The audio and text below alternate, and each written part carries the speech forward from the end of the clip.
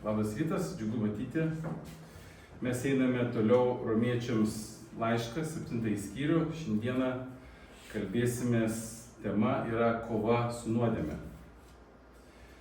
Serija vadinasi Evangelija, kuri keičia viską. Gerai, Romiečiams laiškas prasideda tuo, kad apaštalas Paulius rašo, kad žmonės pagonis jie yra nuodėmingi, nusidėjėliai. Antram skyriuje jisai pereina prie to, kad ne tik pagonys nusidėjėliai, bet ir patys žydai yra nusidėję ir jiems reikia Dievo pagalbos. Ir trečiam skyriuje jisai toliau tęsia, kad visi žmonės yra kalti, sako, nes nėra teisaus, nėra nė vieno. Visi nusidėjo ir stokoja Dievo šlovės. Ir trečias skyrius jisai pradeda kalbėti apie Dievo malonę, jis pradeda kalbėti apie Kristų, kuris atėjo ir duoda savo teisumą. Toliau kalba ketvirtam skyriuje pradeda kalbėti apie Abraomą. Ir galų gale mes prieiname prie Romiečiams 7 skyriaus ir toliau kalbėsime apie nuodėmę. Taigi, Romiečių 6 skyriuje Paulius skelbė, kad nuodėmė jums neviešpatauja. Mes kalbėjome apie tai, kad mes neturėtume pasiduoti nuodėmei, bet turėtume iš jos išsilaisvinti. 6 skyriaus 18 eilutė sako, ir išlaisvinti iš nuodėmės, tapote teisumo tarnais. Ir tai tarytum kaip pergalė, ne, kad mes dabar jau esame laisvi nuo nuodėmės, bet realybė yra truputį kitokia, ne? Jeigu mes laisvi nuo nuodėmės, kaip jums sekasi nebenuodėmiauti. Ir dažnai yra užduodamas klausimas, tai kodėl aš vis dar krentu, kodėl aš vis dar nusidedu, kodėl viduje manyje dar vis kyla karas, kodėl aš darau tai, ko nenoriu. Ar kyla tokie klausimai? Ir Romiečiams 7 skyrius, kur dabar mes skaitysime, būtent yra atsakymas į šitos klausimus. Taigi šis skyrius nenuvertina Romiečiams 6 skyriaus tos pergalės, bet paaiškina tą visą kovos mechanizmą. Kaip mes kariaujame, kodėl visas tai vyksta. Taigi įstatymas, tai yra Dievo standartas, yra geras, bet įstatymas negali žmogaus išgelbėti. Įstatymas tik tai parodo, kad žmogui reikia Dievo pagalbos. Nuodėmė kaip jėga, jinai pasinaudoja tuo įstatymu ir iškelia visą purvą į paviršių. Parodo iš tikrųjų, kokie mes esame. Ir kad mums tikrai reikia Dievo. Ir tikinčio viduje atsiranda toks naujas noras mylėti Dievą. Bet senoji prigimtis, arba mūsų tas vadinamasis nuodėmingasis kūnas, vis dar priešinasi. Taigi išvada veda tiesiai į Romiečiam 8 skyrių, bet mes čia kalbėsimės jau už poros savaičių. Pergalė ateina per dvasią, o ne per savęs pataisymą. Mes patys negalime pasitaisyti, mes negalime iš savęs tapti geresniais. Taigi Romiečiam 7 skyrius yra tarytum diagnostika, kur pasako, kas yra blogai su mumis, o 8 skyrius jau veda mus į tą gydymą arba išgydymą. Taigi paskaitykime pirmą dalis, nauja priklausomybė. Ir mes turėtume būti ne įstatymui, bet Kristui. Pirmos 6 eilutės, 7 skyrius. Ar nežinote, broliai, aš kalbu žinantiems įstatymą, kad įstatymas galioja žmogui, kol jis gyvas. Pavyzdžiui, ištekėjus moteris įstatymu surišta su vyru, kol jis gyvas. Jei vyras miršta, jie tampa laisva nuo įstatymų ir nuo įstatymo ryšusio ją su vyru. Ji vadinsis svetimautoja, jei vyrui esant gyvam bus žmona kitam. Bet jei vyras miršta, jie tampa laisva nuo įstatymo ir ištekėdama už kito nebėra svetimautoja. Amen. Taip ir jūs, mano broliai, per Kristaus kūną esate mirę įstatymai, kad prisikeltumėte kitam, kad priklausytumėte kitam, prisikeltum iš numirusių ir kad mes neštume vaisių Dievui. Kol gyvename pagal kūną, mumyse veikia įstatymo pažadintos nuodėmės aistros ir mes nešime vaisių mirčiai. Bet dabar numirę įstatymui, kuriuo buvome surišti, esame išlaisvinti iš jo, kad tarnautume naują dvasią, o ne pasenusią raidę. Gerai, apaštalas Paulius šiandien pradeda pavyzdį imdamas apie santuoką ir įstatymą. Jisai sako, kad ištekėjusi moteris yra surišta su savo vyru, kol jisai yra koksai gyvas. Bet sako, jeigu vyras miršta, ji tampa laisva nuo įstatymo ryšusių ją su vyru. Ir sako, ji vadinsis svetimautoja, jei vyrui esant gyvam, bus žmona kitam. Bet jei vyras miršta, ji tampa laisva nuo įstatymo, ištekėdama už kito ir ištekėdama už kito nebėra svetimautoja. Mintis yra labai paprasta. Įstatymas turi valdžią žmogui tol, kol tas žmogus yra gyvas. Įstatymas neturės galios, jeigu tas žmogus bus miręs. Ir mirtis nutraukia tą įstatymo galę ir praranda savo juridinę galę. 4 eilutėje sako, taip ir jūs, mano broliai, per Kristaus kūną esate mirę įstatymui, kad priklausytumėte kitam, prikeltam iš numirusių ir kad mes neštume vaisių Dievui. Čia apaštalas Paulius kalba, kad jeigu mes dar vis tik esame prisirišę prie įstatymo ir stengiamės per įstatymą įgyti išteisinimą, mes jo nepasieksime. Bet jeigu mes mirštame įstatymui, kad priklausytume kitam, tai reiškia priklausytume Kristui, tai tada mes nešime vaisių Dievui. Priklausytume, čia yra mintis apie visiškai naują viešpatavimą ir naują ryšį lyg santuokoje. Mes priklausome ne taisyklėms, bet priklausome asmeniui. Ir čia labai dažnai, čia kalba apie santuoką, matote, ir čia yra kaip pavyzdys, kad Dievas duoda santuoką ir kaip mes čia matome vieną kartą, kol žmogus yra gyvas. Jeigu kita pusė dar nenumirusi, tada sako, kad tas žmogus bus svetimautas iki kol jisai bus gyvas. Tai va, bet čia jisai suriša ir pasako, kad mes turėtume dabar gyventi, mes turėtume mirti įstatymui, Mozės įstatymui, su jo visais tai potvarkiais ir dabar nuo šiol priklausyti Kristui. Daugelis krenta ne todėl, kad per mažai žino taisyklių. Mes visi žinome pakankamai daug, ką reikia daryti, kad patiktume Dievui, bet todėl, kad bandome laimėti kovą be ryšio su Kristumi. Jeigu nėra ryšio su Kristumi, jeigu neturime santykio su juo, mes tada krentame. Mes galime susigalvoti daug visokių nuostatų, tarkime, neliesti, neragauti, žinot, kaip apaštalas Paulius rašė, to nedaryti, paskui prisigalvoti dar visokių taisyklių ir nuostatų. Bet jeigu nėra ryšio su Dievu, tada mes galime susigalvoti daug visokių nuostatų ir vis tiek suklupsime. Taigi tikra istorija buvo toksai Jonas Bunjanas, 1628 metais gimęs.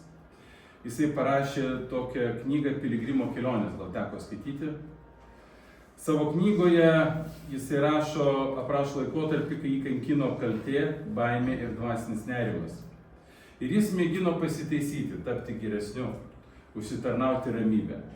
Bet kuo labiau jisai stengiasi būti geresnis, kuo labiau stengiasi pasitaisyti, tuo jam tuo jis jautėsi blogiau, tuo jautėsi vis labiau prislėgtas. Lūžis įvyko tada, kai jisai suprato, jog teisumas ateina ne iš žmogaus vidaus. Tu negali pasidaryti geresniu, tu negali tapti teisesniu, tu negali būti geresniu pats iš savęs. Mūsų teisumas ateina iš Kristaus. Išgelbėjimas ateina per jį. Ne per įstatymų spaudimą, ne per taisyklės, bet per Kristų, per jo Evangeliją. Ir kai jisai ir paskui jisai liudijo, kad širdis pagaliau pajuto laisvę. Kai jisai suprato, kad teisumas ateina iš Dievo, o ne iš jo paties. Antras punktas. Įstatymas yra geras, bet nuodėmė juo naudojasi. Kas galėtų paskaityti nuo 7 iki 13 eilutės. Kągi sakysime, gal kad įstatymas yra nuodėmė, nieku būdu, bet aš nebūčiau pažinęs nuodėmės, jei nebūtų įstatymo. Ir nebūčiau suvokęs geismo, jei įstatymas nebūtų pasakęs negeis. Bet nuodėmė per įsakymus gavusi progą pažadino manyje visokius geismus. O be įstatymo nuodėmė negyva. Aš kadaise gyvenau be įstatymų, paskui atėjus įsakymui atgijo ir nuodėmė. O aš numiriau, taip man paaiškėjo, kad įsakymas skirtas gyvenimui nuvedė mane į mirtį. Įsakymo paskatinta nuodėmė mane suvedžiojo ir jo mane nužudė. Viskas? Iki 13. Taigi įstatymas šventas, įsakymas taip pat šventas ir teisingas ir geras. Vadinasi, geras dalykas man tapo mirštamas. Nieku būdu, bet nuodėmė pasirodė esanti nuodėmė, tuo, kad atnešė man mirtį. Pasinaudodama gerų dalykų, dėl įsakymo nuodėmė pasirodė besaiko nuodėminga. Gerai, ačiū. Taigi, Paulius šiandien 7 eilutėje kelia klausimą. Tai kągi pasakysime, gal įstatymas yra nuodėmė? Ir jisai atsako, nieku būdu. Ir žinot, prie tam skyriuje mes skaitėme irgi, kad klausia klausimas ir sako, nieku būdu. Taigi, ką pasakysime, ar įstatymas yra blogas? Jeigu per įstatymą mes tarytum tampame dar labiau purvinesni. Aš taip, kai ruošiausi šitam pamokslui, galvoju, jeigu Dievas paimtų tą įstatymą ir būtų pašalinęs, jeigu mes nežinotume, kad vogti yra blogai ir vogtume, gal tada būtų gerai. Bet jokių būdų, ar ne? Nes įstatymas buvo duotas tam, kad mes galėtume pamatyti iš tikrųjų, kokie mes esame. Įstatymas yra tarytum kaip veidrodis, jisai parodo purvą. Jis parodo, kokie mes esame viduje. Jisai pasako, štai, koks iš tikrųjų esi tu. Kol aš neskaitau Dievo žodžio, kol aš nežiūriu į Dievo žodį ir nematau savęs, aš galiu savo atrodyti geras. Ar ne? Prieš įtikėjimą kartais mes galvojame, kad mes esame visai neblogi žmonės. Ar ne? Nes biški ten. Bet kai tu pradedi skaityti Dievo žodį, Dievo žodis yra tarytum tavo veidrodis. Ir Dievo žodis tau parodo iš tikrųjų, koks tu esi. Ir problema su tuo veidrodžiu, problema su Dievo įstatymu, tuo, kad tu pats negali savo purvo nuplauti. Jisai tik tai parodo, kad tu esi va toksai. Tu esi purvinas, tau reikia pagalbos, tu pats negali nusiplauti viso šito purvo. Įstatymas parodo, kas yra blogai, bet neduoda jėgos pasikeisti. Tam buvo duotas įstatymas, kad mes pamatytume, kokie mes esame. Ir Paulius čia sako, aš nebūčiau supratęs geismo, jeigu įstatymas nebūtų pasakęs negeisk. Sako, įstatymas yra geras, įstatymas jis yra dvasiškas. Jisai parodo, kokia iš tikrųjų yra koks yra Dievo charakteris. Įstatymas jis yra geras, jis yra šventas ir čia kalba apie tai, kad įstatymas parodo, koks yra Dievo charakteris ir koks Dievo yra standartas. Ir 8 eilutė sako taip, bet nuodėmė per įsakymus gavusi progą pažadino manyje visokius geismus, o be įstatymų nuodėmė negyva. Taigi graikų kalboje nuodėmė čia yra ne tik tai veiksmas, bet jėga. Hamartija, kaip valdanti jėga. Yra tokia jėga, žinot, kaip nuodėmė ateina, jinai tokia stipri ir kartais mus pačius net nugali. Teko būti nuodėmės nugalėtam. Ar ne? Nuodėmė yra tokia didelė, tokia galinga, jinai tokia didelė jėga, kad jinai tiesiog žmogų paima ir suvaldo. Tai va, nuodėmė nėra tik tai veiksmas. Ir gavusi progą, čia yra graikiškas žodis, aforteme, yra karinis terminas, bazė arba plasdarmas. Nuodėmė gauna progą ir mes ką? Iš karto esame jos užpulti. Ir kai esame nuodėmės užpulti, jeigu mes leidžiame tai nuodėmiai toliau įsiskverbti ir pasilikti mumise, jinai tada nuodėmė įsitvirtina ir tada jinai plečiasi. Tada mes vis labiau ir labiau grimstame į nuodėmę. Yra toks pavyzdys, sako, kai pasakai vaikui neliesti kažko tai, staiga atsiranda labai didelis noras vaikui paliesti tai. Jeigu sakome to neimti, vaikui iš karto sukyla noras imti. Nu, kad ir ne vaikui, a ne mums. Ne vaikui. Ar ne? Aš tada vaikas. Taip. Aš tada vaikas. Nežiūrėk. Dievas pasakė mūsų protėviams, žiūrėkit, sakom, neimkite, iš karto sukyla noras imti. Ar ne? Jeigu kas yra uždrausta, iš karto mumise kyla tas toksai vat, maištas. Taigi įsakymas pats blogas nepasidaro, bet jisai išprovokuoja širdyje slypinti maištą. Įstatymas nėra blogas, bet jisai išprovokuoja širdyje maištą. Tas, kuris jau yra mumise, mes esame supuvę ir todėl, kai žiūrime į Dievo gerą įstatymą, kai žiūrime į Dievo įsakymą, mes suprantame vis tik iš tikrųjų, kokie mes esame. Taigi, kodėl Dievas tada davė įstatymą?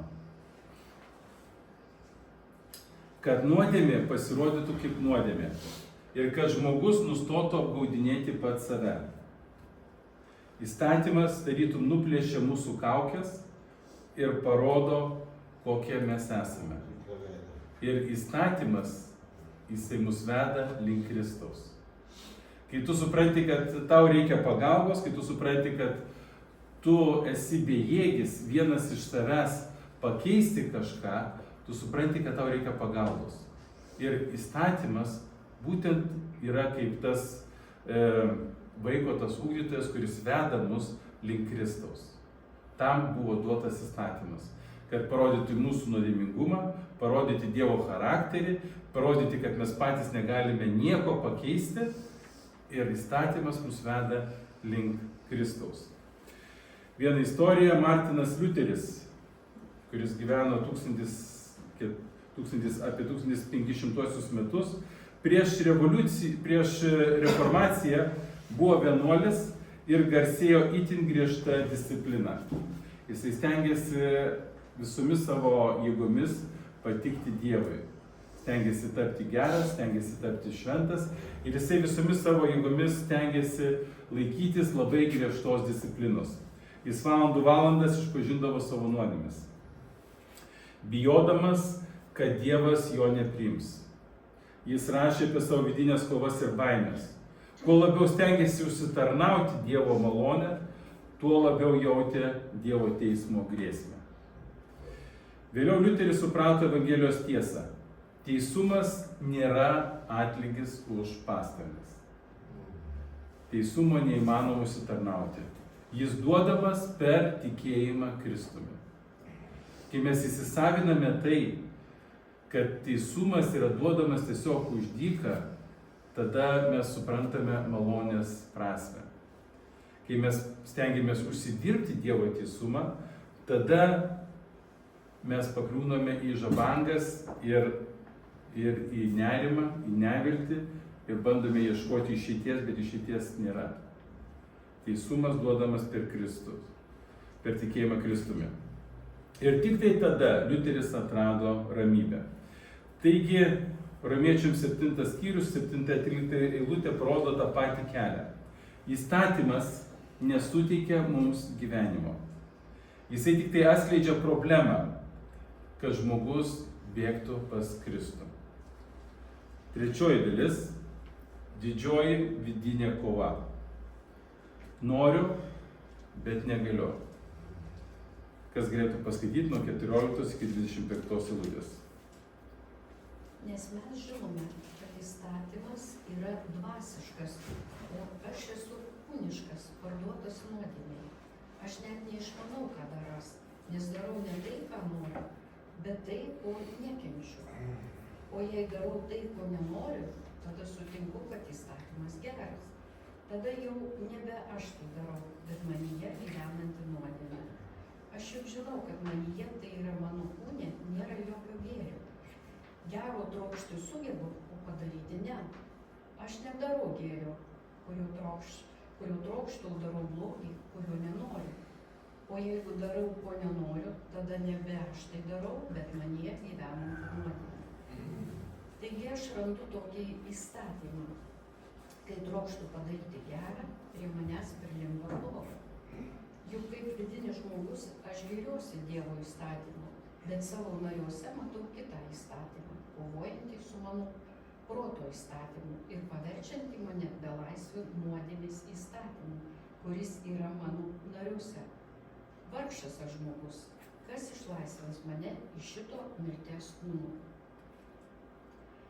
Bet ačiū Dievui per mūsų viešpatį Jėzų Kristų, taigi aš pats protu tarnauju Dievo įstatymui, o kūnu nuodėmės įstatymui. Ačiū. Ir čia prasideda pati svarbiausia Romiečiams 7 skyriaus eilutė, 15, kuris sako taip. Aš net neišmanau, ką daras, nes darau ne tai, ko noriu, bet tai, ko nekenčiu. Ir šita vieta yra tokia reali, kad kai tu ją paskaitai, žmonės sako, čia apie mane. Čia apie mane. Čia šita eilutė kalba man. Čia šita eilutė kalba apie mano situaciją. Aš noriu daryti gerą, bet darau ne tai, ką noriu, bet darau tai, ko nekenčiu. Aš manau, kad čia mes galėtume pasakyti, kad šita eilutė iš tikrųjų kalba kiekvienam iš mūsų. Taigi svarbus klausimas, ar Paulius čia kalba apie tikintį žmogų, ar apie netikintį. Ir tarp teologų kyla tokia diskusija ir yra argumentų ir į vieną, ir į kitą pusę. Bet labai svarbu pamatyti tai, kad čia aprašoma žmogaus kova su nuodėme. Kai jisai pripažįsta Dievo standartą ir viduje nori gėrio, bet patiria kūno pasipriešinimą. Mes turėtume tai pripažinti, kad mes norime daryti gerą, bet mūsų kūnas mus vis traukia, mus traukia nusidėti. Nors Dievo įstatymas jis yra geras, Dievo žodis jis yra geras ir mes suprantame, ko Dievas nori, bet mūsų kūnas vis traukia. Aš vis noriu ko? Vis noriu pinigų, vis noriu šlovės, vis noriu antros pusės, trečios pusės, vis noriu namo, ar ne? Vis noriu to. Kas čia traukia? Ar Dievo tas, ar tas vidinis mano žmogus to nori, ar iš tikrųjų mano kūnas to nori? Ir jeigu taip realiai pasižiūrėsime, tai mano kūnas vis nori. Aš vis noriu to, aš vis noriu to, aš vis noriu to. Ir mano kūnas mane suvilioja. Sako, bet aš neišmanau, ką daras, nes darau ne tai, ko noriu, bet tai, ko nekenčiu. Ir tikinčio gyvenime tai yra labai pažįstama, nes netikintis dažnai neturi gilaus noro paklusti Dievui, o tikinčiame atsiranda naujas vidinis žmogus, bet jam priešinasi jo kūnas. Ir kai mes žinome Dievo žodį, Kristus mus išgelbėjo ir atleido mums visas nuodėmes. Tačiau mes laukiame ko? Visi? Mes laukiame mūsų kūno atpirkimo. Mes vis dar esame čia žemėje ir turime dar tą patį nuodėmingą kūną. Todėl mes nusidedame. Ar būtų geriau, jeigu mes įtikime ir Dievas sako, gerai, ateik pas mane, toks ir visas. Ne, mes žmonės dar norim pagyventi biškį, ne? Bet jeigu norim pagyventi, vadinasi, turim kūną nuodėmingą, kuris mus vilioja. Taigi, Paulius aprašo dvigubą realybę. 22 eilutė jisai rašo taip. Kaip vidinis žmogus aš gėriuosi Dievo įsakymu. Sako, kaip vidinis žmogus, sako, man patinka Dievo įsakymas. Aš suprantu, kas yra nuodėmė. Aš suprantu, kas yra Dievas. Aš suprantu, kas yra jo gerumas, kas yra jo malonė. Aš noriu būti geras, aš noriu tarnauti Dievui. Visada. Ne? Visada aš noriu tarnauti Dievui. Taip kaip Ezekijas, karalius Ezekijas, kaip mes skaitėme pirmadienį, ne? Penktadienį skaitėme apie karalių Ezekiją, kad jisai sako, aš dabar Dievui tarnausiu visą laiką, būsiu jo šventykloje, šlovinsiu. Ir štai, sako, po labai trumpo laiko viskas apsivertė, jis pradėjo didžiuotis tai, ką turi, Babilono pasiuntiniam parodė viską, ką turi, pradėjo didžiuotis ir finale mes žinome, kuom tai visas baigėsi. Ir todėl 23 eilutėje apaštalas Paulius toliau tęsė. Bet savo nariuose matau kitą įstatymą, kovojantį su mano proto įstatymu. Ir čia sako, aš iš vienos pusės džiaugiuosi Dievo įsakymu, aš suprantu, kad tai kas yra gėris, aš suprantu, ko Dievas nori iš mane ir kaip aš turiu gyventi. Bet sako, aš matau kitą įstatymą mano kūne. Aš matau, kad tai, ką aš noriu daryti, ne visada man pavyksta. Graikų kalboje kūniškas reiškiasi sarkinos arba sarks. Tai yra ne fizinis kūnas kaip toks, bet senoji prigimtis. Kryptis, kuri linkusi į savivalę. Taigi mano tas kūnas, jis pats nori daryti tai, ką jis nori. Štai kodėl žmogui yra labai sunku pasiduoti Dievui. Mes geriau žinome negu Dievas, mes geriau padarysime negu Dievas, mes geriau padarysime taip, kaip mes suprantame, bet ne taip, kaip sako Dievas. Kodėl? Todėl, kad mes suvokiame, kas yra Dievo gerumas, bet mes iš žmogiškosios prigimties, iš savo kūno norime padaryti geriau ir visada paslystame. Taigi įstatymas mano nariuose, Paulius kalba apie tą principą, apie tą valdžią, kuri mus traukia į priešingą pusę. Mes žinome, ką reikia padaryti, bet mano kūnas tempia mane atgal. Ir apaštalas Paulius rašo, sako, tai kas mane išlaisvins iš viso to? Kas mane išplės iš to pavojaus, kuriame aš esu? Ir tada kulminacija, sako taip, vargšas aš žmogus, vargšas aš Raimis, arba vargšas aš Juozas, vargšas aš Haris, ar ne? Aš esu vargšas, ką man dabar daryti? Sako, kas mane išlaisvins iš šito mirtingo kūno? Negi dabar reikia tą kūną kur nors. Ir čia jis 25 eilutėje atsako, bet ačiū Dievui, mes nesame palikti vieni. Ne tai, kad Dievas mus išgelbėjo, paliko tose kūnuose ir dabar tu stenkis nenusidėti. Jis sako, bet ačiū Dievui per mūsų viešpatį Jėzų Kristų. Taigi aš protu tarnauju Dievo įstatymui, o kūnu nuodėmės įstatymui. Taigi Paulius neranda išeities savyje. Jis neranda geresnio būdo arba geresnės technikos, kaip padaryti viską geriau. Ir jeigu kažkas iš mūsų vis dar ieškome kokio nors būdo arba geros technikos, kaip padaryti, kad aš tapčiau geru, kad negeiščiau tam tikrų dalykų, kad nenorėčiau tam tikrų dalykų, taigi to dalyko nėra. Jis tai neranda to. Jis nesuranda kažkokios tai stipresnės disciplinos. dabar aš sukandęs dantis, dabar vat darysiu taip. Arba dabar vat, žinot, nusikaposiu pirštus, kad nevokčiau. Ar dar kažką padaryčiau. Ne. Jisai suranda asmenį, suranda Kristų. Ir Romiečiam 7 skyrius baigėsi šauksmu, o Romiečiam 8 skyrius, 1 eilutė, prasideda atsakymu. Taigi dabar nebėra pasmerkimo tiems, kurie yra Kristuje Jėzuje, kurie gyvena ne pagal kūną, bet pagal dvasią. Mes turėtume atkreipti dėmesį, kad jeigu gyvename pagal kūną, jeigu mes esame vedami mūsų geismų, mūsų nuodėmių, mes esame pasmerkti. Bet jeigu mes gyvename pagal Dievą, pagal Jo dvasią, tada mes esame išlaisvinti. Džonas Ovenas, puritonų teologas, 1600 metai, garsiai mokė apie nuodėmės numarinimą.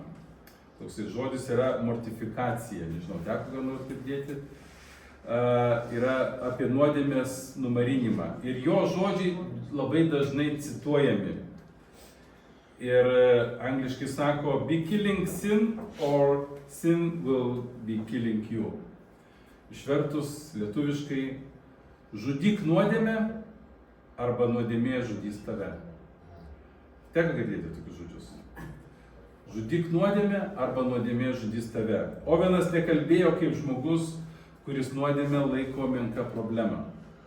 Jis pats rašė apie kasdienę kovą, apie vidinį karą ir apie būtinybę nuolat grįžti prie Kristaus ir remtis dvasios galia, o ne vien savo valios pastangomis. Taigi, Romiečiam 7 skyrius kalba apie tai, kad tikras tikintysis ne tai, kad jisai neigia kovą, kad nėra tokios kovos, kad aš esu dabar šventas, kad aš esu dabar jau toks tobulas, kad aš esu jau geras, kad jau dabar galiu, žinot, patekti į dangų, bet jisai pripažįsta kovą, jisai supranta, kad pergalė ateina per Kristų, o ne per savo pastangas. Taigi praktinės pamokas. 4 dalis, praktinės pamokas, kaip teisingai suprasti šitą kovą. Taigi pirmas dalykas, kova nereiškia, kad aš esu netikintis. Jeigu tu sielvartauji dėl nuodėmės, jei tavo sąžinė gyva, jei tu nori paklusti Dievui, tai yra ženklas, kad dvasia, Dievo dvasia veikia tavyje. Ir tai reiškia, kad tu esi gyvas Dieve, kad tu turi tą kovą. Taigi kova nereiškia, kad esi netikintis. Kai kurie klausia, jeigu aš vis dar nusidedu, tai ar viskas su manim, ar aš jau esu pražuvęs? Ne. Antras dalykas, kova tai nėra pasiteisinimas. Žinot, jeigu yra kova, jeigu mane gundo, jeigu aš patiriu įvairių dalykų, tai nereiškia, kad aš galiu nusidėti. Romiečiam 7 skyrius kalba ne apie leidimą nusidėti, bet kalba apie gyvenimą kitaip. Tai yra diagnozė. Ir kuri veda į Romiečiam 8 skyrių, tai yra į gyvenimą dvasioje. Trečias punktas, įstatymas negali tavęs išlaisvinti. Mes galime turėti daug įstatymų, mes žinome, žydai turi virš 600 įsakymų, tų taisyklių, ką jie turi daryti, kaip jie turi nenusidėti, neturi pasikabinę tos šniuriukus, kad visą laiką jiems primintų tas taisyklės. Taigi taisyklės pasako, koks tu turi būti, bet jos nesuteikia širdžiai jėgos pasikeisti. Aš galiu žinoti taisyklės, ir mes jų žinome tikrai daug, bet jos nesuteikia man jėgos pasikeisti. Evangelija duoda ir atleidimą, ir naują jėgą. 4 punktas. Reikia skirti pasmerkimą nuo įtikinimo. Pasmerkimas sako, tu esi beviltiškas ir Dievas tavęs nepriima. Taip, toks pasmerkimas. O šventosios dvasios įtikinimas sako, tai nuodėmė. Tai, ką tu padarei, tai yra nuodėmė, tai yra blogis. Grįžk pas tėvą. ir Kristuje tu surasi atleidimą. Todėl mes turime suvokti, kad mes turėtume skirti, kur yra pasmerkimas, bet šventoji dvasia mus ragina grįžti pas tėvą. Ir 5 punktas, kovą laimi ne vien valia. Ta prasme, aš savo dvasinėmis galiomis negaliu pasikeisti. Aš negaliu tapti geresniu. Aš jau pasakojau, kad 3 klasėje, kai mane norėjo atiduoti į spec mokyklą už labai gerą elgesį, kai aš tenais mokykloje vaikščiau su peiliu, mane norėjo atiduoti į spec mokyklą, plus mano elgesys buvo labai toksai nepagirtinas, aš visus mušdavau ir jie mane norėjo atiduoti į spec mokyklą, bet manęs pasigailėjo ir davė šansą pasitaisyti. Ir žinot, būdamas 3-okas, tai yra 10 metų vaikas, aš nutariau keistis pats savyje. Nutariau keistis, aš dabar tapsiu geresniu. Ir žinot, mano elgesys šiek tiek pasikeitė į gerą pusę. Tikrai aš tapau šiek tiek geresniu. Bet viduje liko tas pats žvėris, viduje liko tas pats blogis, kuriuo aš gyvenau. Labai švelnų žodį. Taigi, kova laimi ne vien valia, bet priemonės. Ar mes turime kažkokias priemonės? Turime. Paulius vėliau kalbės apie dvasią, bet jau dabar praktiškai mes žinome, kad mes turėtume kasdieną skaityti Dievo žodį. Mes turėtume melstis, prisiminti. Mes turėtume turėti tą tokį atvirą širdį ir atskaitomybę. Neslėptis už tai, ką aš padariau, bet išpažinti savo nuodėmes. Mes turėtume atsisakyti savo nuodėmių. Pasakyti, kad tai yra nuodėmė, aš atsisakau ir to nebedarau. Ir mes turėtume suvokti, kad mes turime bendrystę. Mes susirenkame čionai kartu, mes turime bendrystę vieni su kitais ir turime bendrystę su Dievu. Todėl bendrystė, dalyvavimas pamaldose, dalyvavimas renginiuose, dalyvavimas mūsų dalyvavimas kartu, tai mums padeda atsispirti mūsų nuodėmėms, mūsų geismams.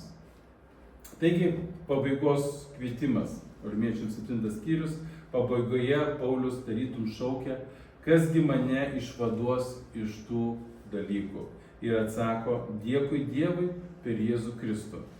Taigi, jeigu tavo gyvenime yra vidinis karas, tai tu nesi vienas ir tu nesi unikalus. Mes visi turime tą karą, mes visi kariaujame, mes visi esame kovoje. Bet svarbiausia išeitis nėra tapti stipresniu. Ta kova, kurią mes kariaujame, nėra tai, kad aš dabar tapsiu stipresniu. Išeitis yra tapti priklausomu nuo Kristaus. Jeigu aš esu priklausomas Kristui, jeigu Kristus yra mano karalius, aš nebenusidėsiu. Bet jeigu aš galvoju, kad aš pats susiugdysiu kažkokią valią nebenusidėti, aš vis tiek suklupsiu. Tai yra svarbu. Taigi santrauka, kurią galime padaryti 7 skyriaus, santrauka yra tokia. Naujas priklausimas. Mes jau nebepriklausome įstatymui, bet priklausome Kristui. 4 eilutė. Įstatymo koksai yra vaidmuo? Įstatymas tik tai parodo nuodėmes. Įstatymas parodo, kokie mes esame nešvarūs. Ar ne? 7 eilutė. Nuodėmės strategija.